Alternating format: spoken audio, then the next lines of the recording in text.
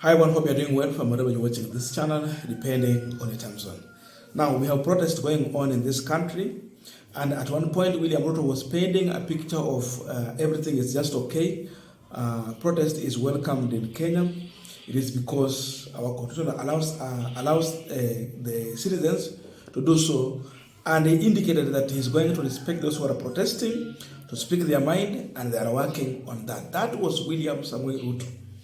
You listen to such kind of statement, you think that everything is okay, but the opposite just happened. This was the most peaceful mass action that was led by Generation Z. And by all means, there was no violence, there was no stealing, no blocking the road, no chaos. The youth were so much organized to an extent, even they were helping those who got injured on the way. They even had a medical camp to treat those who have got injured during the protest. That's how it was. So with this, you anticipated that police are going to provide security to protesters and properties. That never happened.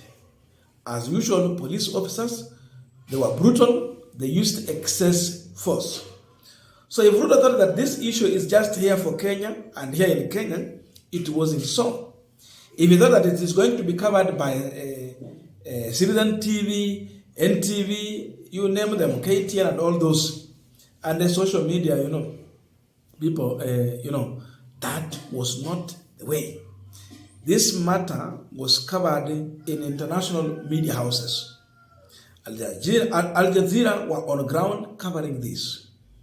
And this is how they reported this protest to the world.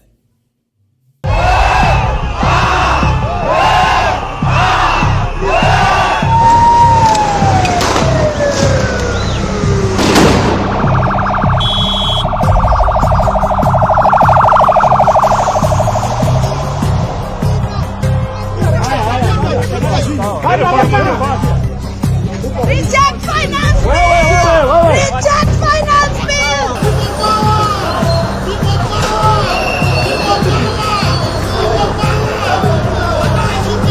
US puppet! US puppet! US puppet! US puppet! We can't even afford diapers for the kids anymore. There are no vaccines in the hospitals for the children. We need this government to do something, and we can't just be praying all our problems away. This is making it very hard for us, especially us that are not a part of the 1%. I am very angry and I'm fighting for my future.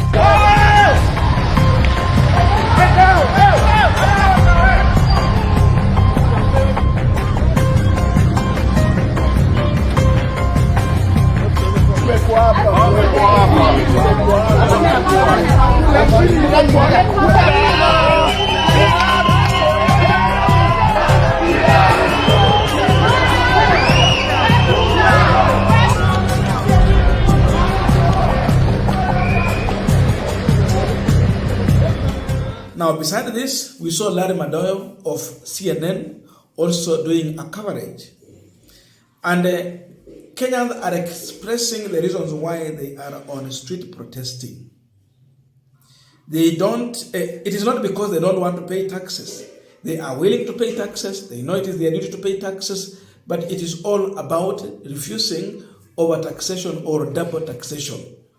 That's the main reason why they are on the street. And this is what someone was covered on CNN. So CNN is an international media house. When it is covered, the whole world is watching the problems here in Kenya and how police officers are treating protesters. The streets today. I'm out of the street because the government has put on a lot of pressure and a lot of burden to us, the citizens, in terms of collecting the taxes. Yes, we are not against the collection of taxes, but it should be in a way that the citizen feel some comfortability in the collection.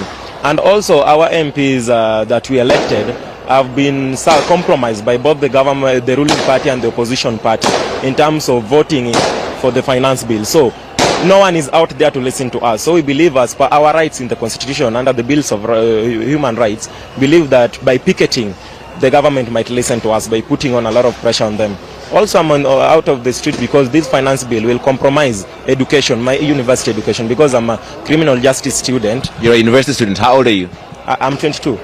So that's the thing here. Thank you so much, Kelvin. That's the thing about the profile of the protesters we've been seeing. They're extremely young. Many of them are...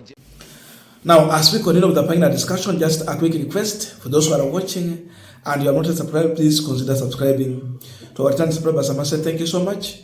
And again, to all our viewers, please give this video a thumbs up. Thank you so much, and back to this discussion. Now, when you see the international media house doing a coverage in such a time, there are about two things that they are looking for. Number one, in this coverage, they want to understand why people are on streets. And they found a reason why. The people were able to explain the reason why they are on streets. High cost of living, over taxation. So people are suffering, they are hungry. They are not agreeing with William Ruto to do with the finance bill. And already they have aired that out. So those who are outside, they can understand why the youth are on street in Kenya. Not because they are confused. It is because their president does not care about them. He is putting in place punitive tax measures. The policies are so much punitive. They can never allow any business to thrive. He's taxing like tomorrow you will not need to tax again. Because when you overtax, you are killing my business today. What about tomorrow? Where will you collect these taxes? Nowhere. So that's the first one. Secondly, they are looking into how police are going to behave. Now humanitarians are now watching also this one. They very carefully watch the conduct of police officers during such a time. But look on how the police behaved. There was use of excess force. There was tear gassing. The water cannon. Even in another scenario, the police officer accidentally just blew his hands. Today he is going to live among us as a man living with disabilities. Not because he was born so, but it is because he was tear gassing peaceful Kenyans who were protesting with a message to the government. So he was wrong, using the right tool at the wrong place and on the wrong people. Excessive force. So humanitarian people are watching very careful. They are seeing how William Ruto is silently using the police officers to cause mayhem, kill Kenyans, because now 2 people have died. Yesterday we were talking about 39 people who have been injured, 8 with severe injury. So 2 have succumbed to the injuries. Labda hao wengine na we pray that wapone. Lakini tunaona ni kama watu wanazidi kukufa. So kuwe na maandamano ambayo ni amani, bado wanaua. Kuwe na maandamano ile ingine ya kufunga barabara na vurugu kiasi, wanaua. So which is which? It pains William Ruto as a president who does not care, in fact a dictator for that matter. He's taking the face of a dictator. So when the national media is exposing him out, they see a face of a dictator. And he has been coming out so loudly as if he's the prefect of other presidents in Africa. Now when they get outside there, they remember this is the man who was tear gassing the youth. He's the man who killed the youth because they were protesting. And it was a peaceful one. Ruto has been with Joe Biden. Now, being around the US president, you know, in US, democracy is respected. People do protest anytime. When you feel that things are not working, you go and protest peacefully, and the police will provide security to those who are protesting. Now, a man who associates with a president from such country that don't respect democracy, doing the contrary. So what image is he trying to paint? Yeye anaanza kufananishwa na president wengine wa nchi zingine ambazo sitaki kutaja kwa saizi. Lakini ukimwona you see that face. Vile hizo nchi zingine. And you know, with us, our constitution changed a long time ago. Ruto is living in denial. 2010 constitution is no longer new.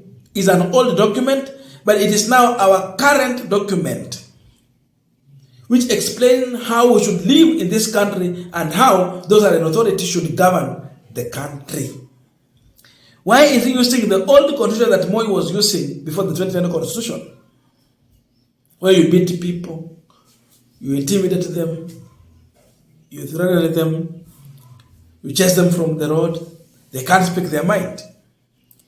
But now, CNN was here to report to the world how this William Ruto is treating Kenyans. Al-Jazeera was here to do the same.